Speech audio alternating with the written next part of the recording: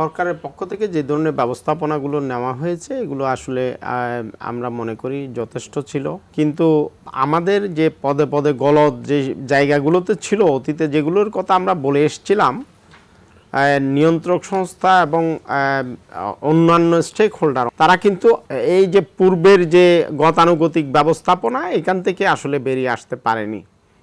সে কারণে আমরা দেখেছি সরকারের তরফ থেকে যথেষ্ট চেষ্টা করেও এই যে এই গলদগুলো যখন ফিল আপ করতে পারেনি, অতীতে আমরা রেলপথকে মোটামুটি দুর্ঘটনার মুক্ত রাখতে পারতাম।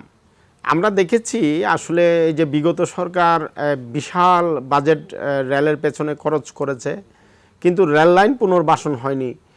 ইঞ্জিন বা কোচগুলো এখনও সেই নড়েবড়ে রয়ে গেছে, যেগুলোর ধারাবাহিকতায় এই যে এইবার একটা অনিবার্য পরিণতি হিসেবে একেবারে শিডিউল লন্ডভন্ড অনেকগুলো দুর্ঘটনা আমরা কিন্তু এই রেলেও প্রত্যক্ষ করলাম, যেটা আমরা মোটামুটি একটু স্বস্তিদায়ক যাত্রার জন্য এটাকে আমরা বিগত 2 বছর আমরা দেখেছি, বিগত 2টি ঈদে মূলত একটু স্বস্তির বার্তা ট্রেনে ছিল।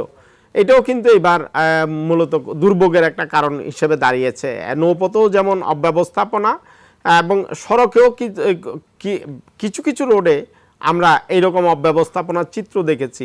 ফলে যেখানে আমাদের অতীতে আমরা যে সংকটগুলোর কথা বলেছি সেখান থেকে কিন্তু আমাদের নিয়ন্ত্রক সংস্থাগুলো বের হয়ে আসতে পারেনি, এবং আমাদের যে মালিক শ্রমিকরা তাদের যে অতীতের যে ধরনের মনিটরিং ব্যবস্থা ছিল এটার দুর্বলতা অতীতে যেমন ছিল এইবারও আমরা প্রত্যক্ষ করেছি।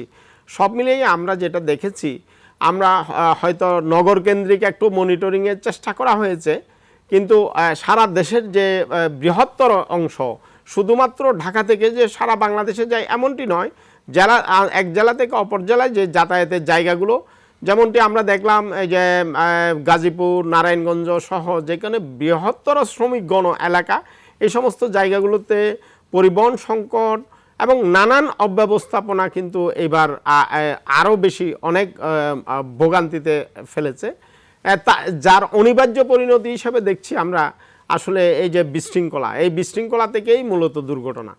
এটাই আমাদের পর্যবেক্ষণে মনে হয়। আপনার কাছে পরবর্তীতে আমি আবার আসবো।